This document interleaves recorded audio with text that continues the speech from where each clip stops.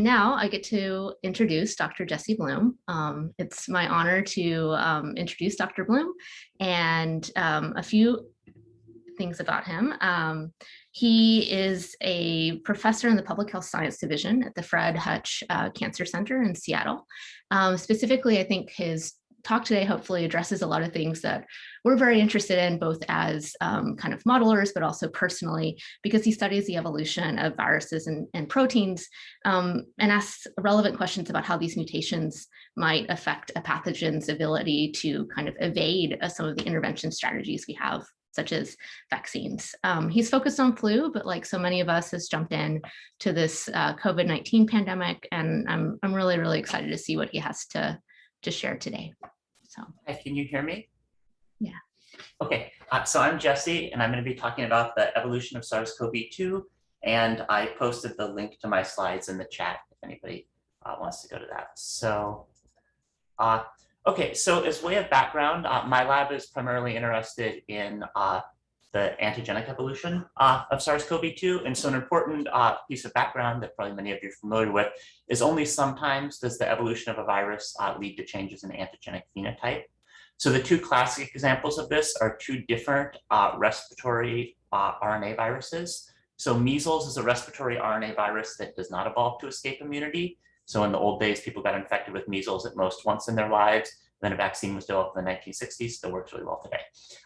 Influenza virus is another respiratory RNA virus, and this virus does evolve to escape immunity. So people are infected with influenza, the same subtype of influenza, typically about every 5 years, and the vaccine needs to be updated annually. So a question we were very interested in when the SARS-CoV-2 pandemic started was how might SARS-CoV-2 sort of fall on the spectrum between measles and influenza. And so to try to get at that question, sort of by being able to look at a longer time scale, we decided to study coronavirus 229E, which is a coronavirus that causes common colds and has been circulating in humans since at least the 1960s. And the rationale is, although there's certainly a lot of differences between coronavirus 229E and SARS-CoV-2, at least it's another human coronavirus, so it might give us some foreshadowing of what we might expect with SARS-CoV-2.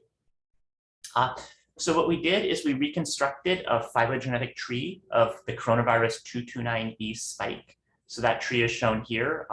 The older sequences from like the late or early 1980s are up here, and then recent sequences from the last couple of years are down here.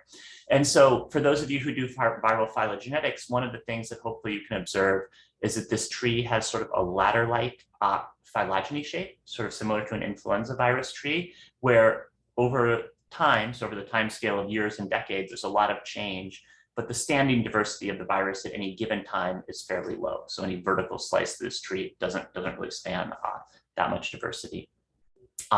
And you know, if something like this extrapolates to SARS-CoV-2, we would expect that eventually variants will go to fixation like the D614G already has, and so standing diversity eventually will kind of reach some moderate value, even if the virus is changing over time. That's what happens for coronavirus 229E anyway.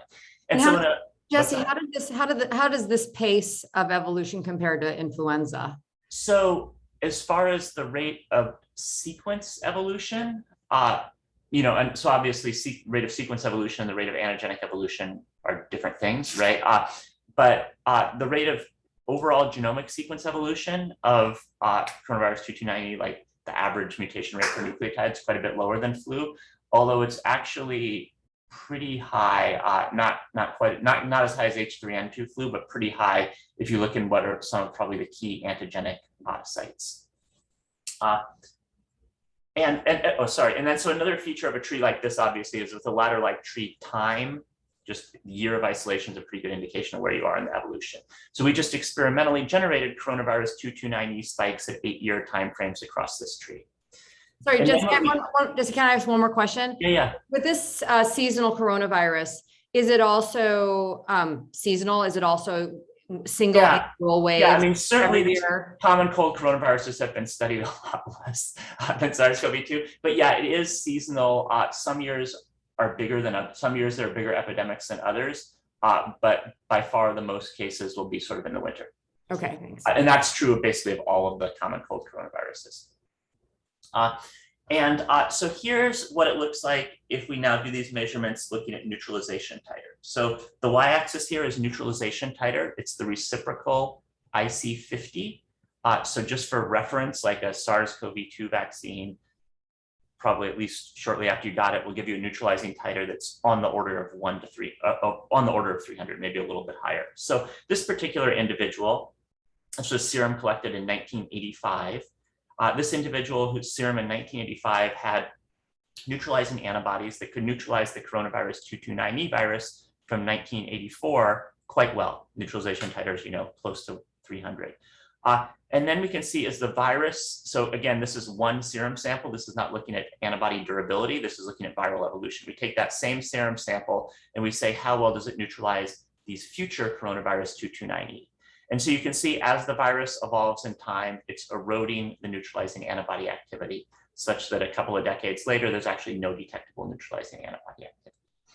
And so, at least at a qualitative level, this is sort of more similar to what we would see with something like influenza virus, where the virus's evolution is eroding the effectiveness of the antibodies, and different than what we see with measles virus, where the antibodies keep working despite any viral evolution. And then just another point to make, although we see this rate of erosion pretty consistently across people, the rate that viral evolution erodes antibody immunity can be quite different for serum from different people. So for instance, this individual, after 8 years of viral evolution, they have no detectable neutralizing activity anymore. This individual on the right, who started with the same titer, 3 decades later, they can still neutralize the virus, albeit at somewhat reduced levels. And presumably this has to do with different specificities of the antibodies that these different people are making. And so one of the things we're trying to do is understand the basis of those differences, because obviously, ideally, a vaccine would elicit more neutralization resistant antibodies like the ones here on the right.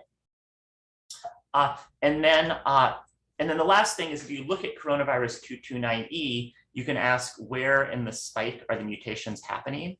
So coronavirus 229E spike is basically homologous to the SARS-CoV-2 spike. There's an S1 domain and an S2 domain. And within the S1 domain, there's a receptor binding domain and an N-terminal domain.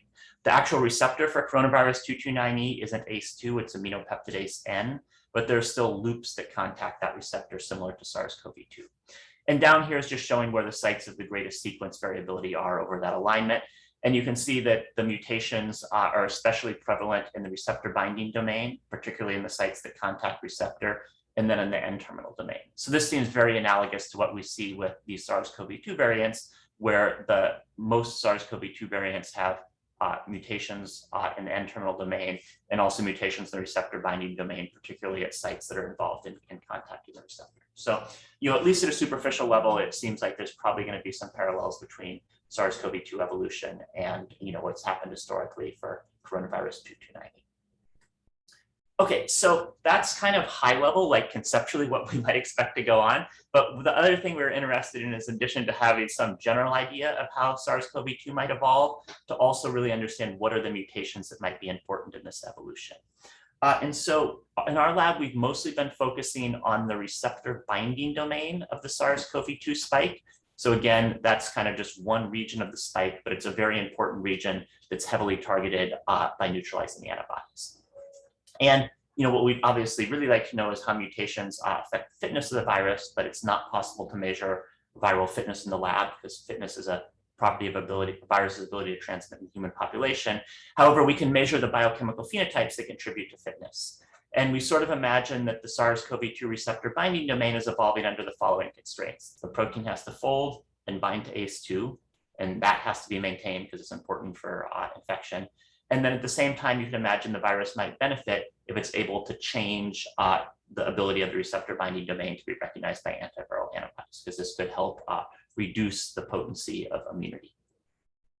And so to measure these phenotypes in high throughput, I'm not going to go into the methods in a lot of detail, but basically we just use a yeast display system where we can have a large library of yeast, each of which have a different receptor binding domain on their surface. And we can do things like measure how much receptor binding domain is there, how well does it bind to ACE2, how well is it recognized by antibodies, et cetera.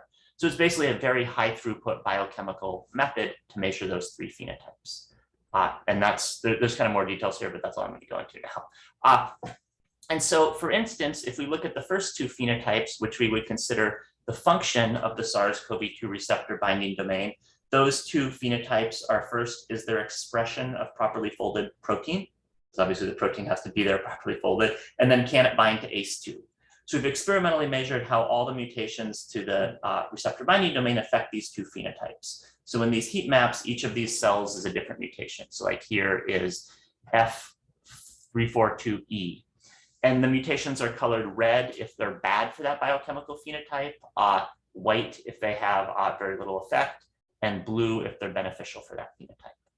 So now when mutations appear in SARS-CoV-2, we can kind of look and see what they do. And as you might expect, many mutations are red or bad for the virus. Some are white and have very little effect. And there's occasional ones that are actually beneficial. So for instance, when this N501Y mutation appeared in the what is now called the alpha variant, I guess, we could go to this map and see that N501Y is a mutation that increases the affinity of the receptor binding domain for ACE2, which could be part of the reason why it arose. And in general, did you exhaustively synthesize every possible mutation? Is that what this data are? Yeah, we basically, every possible single amino acid mutation. Yeah. Obviously, we can't characterize all the combinations, but yeah, we made every single amino acid mutation to the SARS-CoV-2 receptor binding domain and measured how they affected these biochemical phenotypes. Okay, great.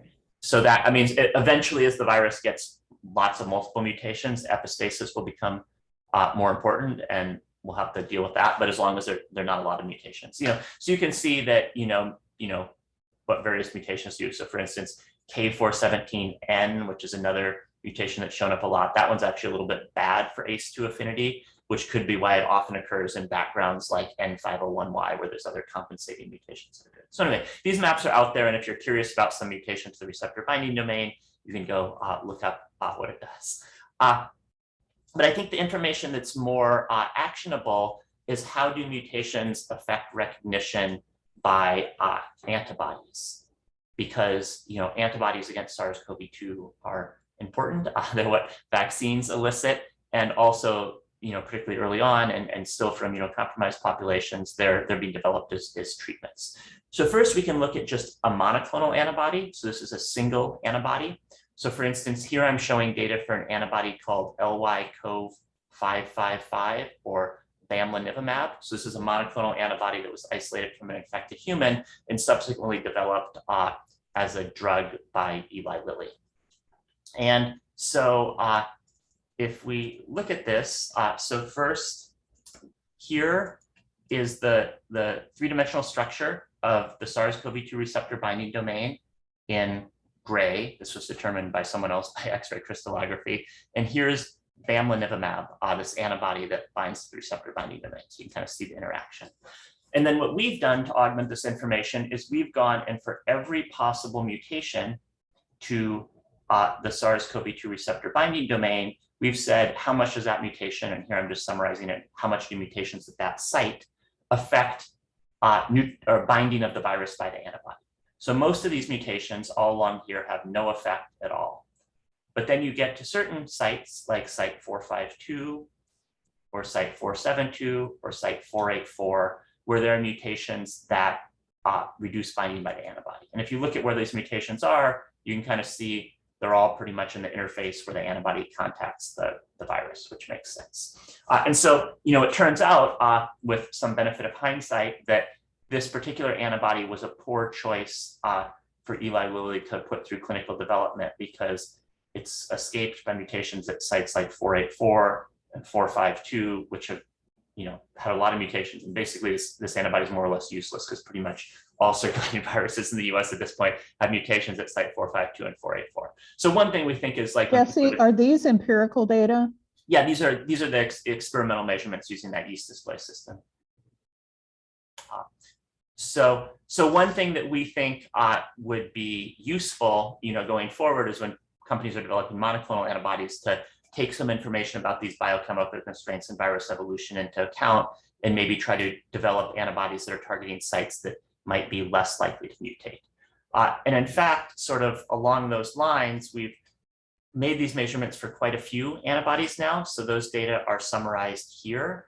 So here are all of the monoclonal antibodies that we have sort of experimentally characterized the effects of.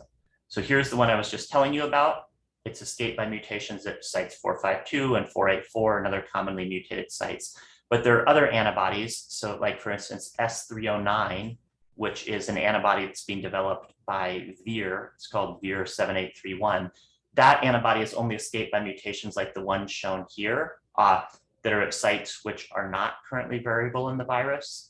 And there are other, like we've collaborated with Vir to identify the other antibodies like this one here, which are also sort of escaped by mutations at sites that aren't changed in the virus. And those might be better candidate antibodies for development as therapeutics that might sort of endure viral evolution better. So I think this information is useful to look at the effects of individual antibodies. It's also useful, you can sort of use this to just say all the antibodies we've looked at, which are a whole bunch of human antibodies, what are the sites where mutations escape those antibodies? This is averaged over all of them is what I'm plotting down here in gray now. And Just, you can, sorry, question about this. So when you say there are some sites where the virus is evolving and other sites where they're not evolving, what do you think is constraining that? Do you think it's others like sort of intrinsic selective pressures on like folding and things like that? Or do you think it's because they're actually facing antibodies that are pressuring them in those directions? yeah, it's a little bit hard to say. It's probably a combination of both. I mean, certainly there are some sites that are more functionally constrained. So like if you go back to the data I was showing a little while ago, I don't know if I still call it up, but the heat map here. So like, it's unlikely that the virus is ever going to get a mutation at site 431. That would be the guess right now, because basically here's the wild type identity at 431 of G. And if you change it to anything else at 431, the ACE2 binding affinity goes way down, right? So 431 is probably not a site that's going to change. On the other hand, a site like, let's say 484, there's some mutations at 484 that actually increase ACE2 affinity. And then there's a lot of mutations that don't affect ACE2 affinity at all. So probably site 484 is a site that the virus can change without incurring much functional cost. So one part of it is just going to be the functional constraint. And then the second part is going to be the actual pressure to change. So sites that are targeted by natural human immunity are going to be under more pressure to change. So presumably if the virus can acquire mutations there without compromising things like ACE2 binding and protein folding, they're probably going to be more likely to be mutations there. So specifically for antibodies where the changes that would allow escape are functionally constrained? Yeah, exactly. I mean, the virus is, it's a little bit, the virus is basically, as the population gains immunity, the virus is benefiting from increased transmissibility, and it can benefit from reduced immune recognition. So obviously transmissibility is always important. The virus is not going to fix a mutation that reduces transmissibility, or at least reduces it by very much. But if there are mutations that retain transmissibility and reduce antibody recognition, you would expect that could benefit the virus. And in fact, to go to the question of how much antibody selection is shaping viral evolution. So here, this gray plot is now just showing all of the positions sort of averaged over all the antibodies we experimentally characterized where mutations reduce binding by an antibody. So you can see there are peaks at positions like 490, 484, 452, 417, 346. And those are all positions where some of these variants now have mutations. So that would suggest that, at least one of the forces that's shaping the evolution of these variants is reduced immune recognition. So that's sort of looking at the effects of these specific mutations. And then the last point I'd just like to make is, obviously there's an important difference between monoclonal antibodies, such as this bamlanivimab that Eli Lilly developed, for instance, and the polyclonal antibody response induced by infection or vaccination. So a monoclonal antibody is a defined sort of compound that is produced synthetically typically now that recognizes one part of the virus. If the virus gets a mutation where the monoclonal antibody binds, typically the monoclonal antibody doesn't work anymore. In contrast, the immune system can make polyclonal antibodies, which are basically a whole bunch of different monoclonal antibodies that can potentially bind to a whole bunch of different parts of the virus or the viral spike. And so now, even if the virus gets a mutation that escapes one of these monoclonal antibodies, the other ones can potentially still bind and neutralize the virus.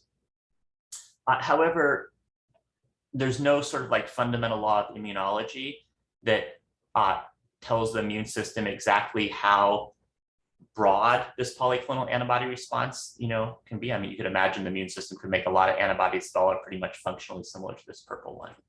And in fact, it's known that the extent of focusing of polyclonal antibodies shapes antigenic evolution. So, we make a polyclonal antibody response to flu infection, but in practice, that polyclonal antibody immunity is often highly focused, such that if you take human serum, it's not uncommon that there'll be a single mutation to influenza hemagglutinin that can reduce neutralization by human polyclonal serum antibodies by greater than 10-fold. And this is probably one of the things that helps the virus get away from antibody immunity pretty well. In contrast, for measles virus, the way the immune system happens to respond is to make polyclonal antibodies that target lots of different epitopes on the virus's surface with sort of similar potency. So when the virus gets a mutation, it doesn't have that much of an effect because there's still antibodies, binding and neutralizing all over the place. So for SARS-CoV-2, it turns out that although the receptor binding domain is a pretty small part of the total virus, it's even a small part of the spike, the antibodies that target the RBD are responsible for most neutralizing activity. So if you take human serum, this is convalescent human sera, and you chemically deplete the antibodies that bind to the RBD, the neutralization often goes down by 10-fold. So this is showing that like 90% in many of these cases, sometimes even more, of all of the neutralizing activity of human serum is just due to antibodies that are binding the RBD. And sort of similar trends, actually even more pronounced trends, are seen if you look at Moderna mRNA vaccine serum. So this shows that just looking within the receptor binding domain is an important place to look. And so one of the things that we've been sort of trying to do to understand this better is this idea, sort of defined originally by structural biologists, that you can conceptually divide the receptor binding domain into sort of different epitopes. So these are sort of the different regions where antibodies commonly bind. So like according to this Pamela Bjorkman and Christopher Barnes scheme, there's a class 1, a class 2, a class 3, and a class 4 epitope on the receptor binding domain. And I mean, obviously that's an approximation, because no two antibodies are exactly the same, but under that approximation, you would expect maybe for the virus to really get away from the polyclonal antibody response, it's going to have a mutation all 4 of these epitopes. So it's sort of mostly knocked off all 4 of these major classes of antibodies. And so one of the things that we've sort of been doing is trying to think about escape in that context. So you can sort of group, there's these structural definitions of the different classes of antibodies. And when we look to see where the escape mutations are and group the antibodies by that, we more or less recapitulate these classes. So for instance, for class 2 antibodies, which turn out to be the most common ones in human serum, the biggest escape mutation is at site 484. And there's also escape by mutations at site like 490. For class 1 antibodies, mutations at site 484 don't really have an effect, but mutations at sites like 417 have a big effect, and also positions like that haven't seemed to change as much, like 486 and 487. So for instance, this could be why some of these variants, like the beta variant, have mutations at 484 and 417. They're sort of, getting escape mutations in multiple epitopes. Class 3 antibodies have so far not been as heavily escaped. Site 452, which is in the Delta variant, is a moderate class 3 antibody escape site, but the sites of really strong escape from class 3 antibodies are not as commonly mutated, although there now are some viruses with mutations at sites like 446. So overall, we think that when you look at multiply mutated variants, you might want to look and say, can they escape class 1? Can they escape class 2? Can they escape class 3? Can they escape class 4? And if they can escape all of them, then that's a sign that the virus is further down this road to eroding the polyclonal antibody response. Okay, so I guess the conclusion is just that we can generate a large amount of functional information about the effects of mutations, and based on what we've seen for coronavirus 229E, immune erosion by SARS-CoV-2 is going to probably be a gradual process that happens over years as the virus accumulates more and more antibody escape mutations. And so we think defining those antibody escape mutations, which we've done to a substantial degree, and then figuring out how they interact with each other. So what combinations the virus needs to fully escape polyclonal antibody, which we haven't figured out as well yet, is going to be really important in understanding when there's been enough erosion that we, one question is, when is there going to be enough erosion that you really have to worry about, for instance, needing a booster vaccine or something like that. And so finally, I'd like to end with some thanks. In particular, I'd like to thank Tyler and Allie, who are really brilliant postdoc and grad student in my lab, who set up the high throughput system to make most of the measurements for SARS-CoV-2 I was talking about, and Rachel in my lab, who did the work on coronavirus 229E, and then also Sarah, Kate, and Andrea, and then lots of really good collaborators. And I'm happy to try to answer any questions.